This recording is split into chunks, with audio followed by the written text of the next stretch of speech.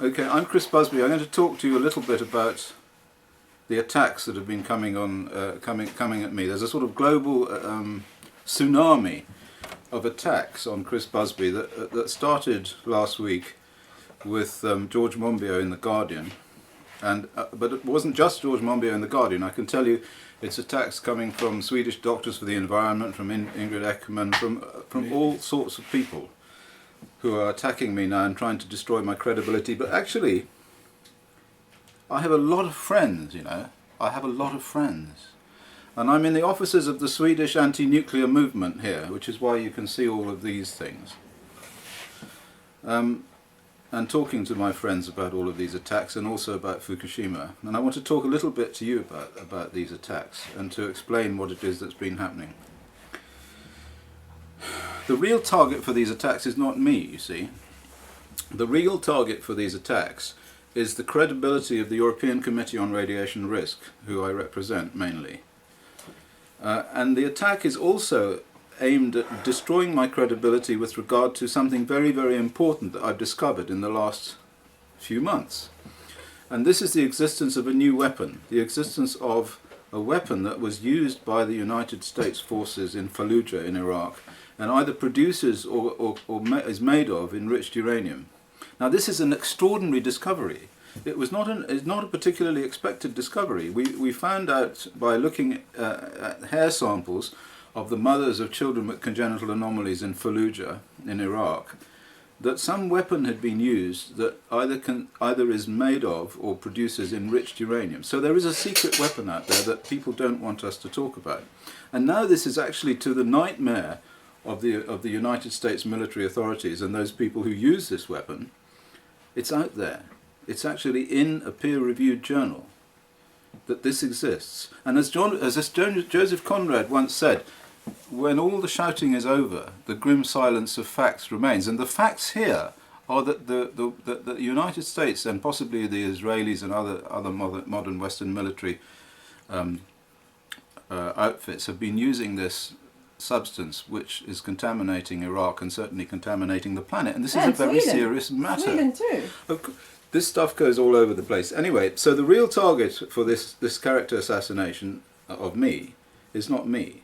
It's the evidence that this weapon exists.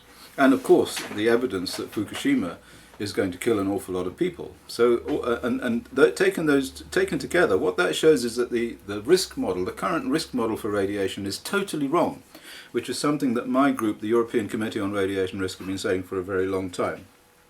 So that's the first point. What the nuclear and military authorities have to do, what the nuclear military lobby has to do, is they have to destroy the opposition to nuclear.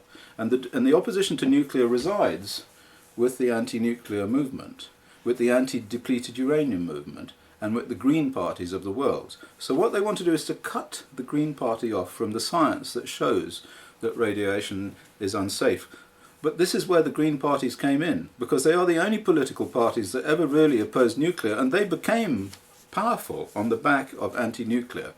This is where they came from. And if they leave anti-nuclear, if they move away from it, if they believe these attacks and they allow themselves to be confused by the attacks on the science that shows that they're right, then they will go nowhere. They will end up as worthless parties along with a lot of other worthless parties that will just produce the same mess that we are in at the moment. The substance of the attacks is entirely wrong. So the argument is that Chris Busby is a false scientist because he's associated with selling worthless tablets for lots of money to the poor people of Japan in order to make himself rich. So we'll take these arguments in turn. The first argument is the pills. Now, what I have suggested, and I suggested it some time ago, is that you can block the access of strontium-90 and uranium, which are the worst isotopes, worst nuclides coming from Fukushima. You can block their attachment to the DNA by taking calcium supplements. You take calcium. Calcium binds to the DNA, and it prevents the strontium-90 and the uranium binding to the DNA. So the first thing that these people who are attacking me say is that this isn't true. They say this is nonsense. There's actually a woman called Geraldine Thomas, who's a professor at Imperial College, who said this, who said that it is untrue. And in fact, she's wrong. What we have is at least 5 or 6 scientific papers that were published in the 1960s that show that strontium-90 is kept away from the DNA after people take calcium tablets. They did experiments with humans, they did experiments with rats. So what she says isn't true, and what we're going to do is, and what we have already done in fact, is we have sent her a letter asking her to retract, and if she doesn't retract we will sue her for libel, because she is affecting my reputation on the basis of something which is manifestly incorrect and can be proven to be incorrect in a court of law. So the first thing is they will have to retract. There is no question about that. Now, so the pills do work. That's the first thing. The second question is, do I make money out of the pills? Well, actually, in fact, there are no pills. And the reason that there are no pills is because as soon as this guy, my colleague, well, not colleague, but a businessman in Japan called James Ryan, started to consider making these pills, he was attacked on all sides. He was attacked by the Japanese government. He was refused permission to import the pills into Japan. He wasn't able to make an organization, the Chris Busby Foundation for the Children of Fukushima. He couldn't make it because nobody would join with him as directors on the board of this new company because they were all frightened. And he received all sorts of death threats. So actually no pills were made, no money has passed hands. I've certainly not received any money, and it was never intended that I should receive money. That any of the profits from the pills would have gone to the foundation to buy equipment for measuring radioactivity. So and all of this is on, this statement that I'm making to you is all on the website of the low-level radiation campaign as a general statement. Now, who organises this foundation? Well, the foundation is organised by a man called James Ryan, who's an American living in Japan, who has a child who is seriously ill and on life support. And he said to me when he phoned me up that he couldn't bear the idea of other parents having to live with children who were seriously ill, so he wanted to do something about it. And he asked me if he could use my name to set up a foundation to try and do something about it. And I said yes. So that's the limit of my involvement with this foundation. Then as far as making measurements on material and on samples that are being sent from Japan, no samples have been sent from Japan. The idea was to set up a laboratory, the Busby laboratory in Japan. I was going to advise them on what equipment to get, and they were going to make independent measurements in Japan of the concentrations of radionuclides in various substances that were being brought in.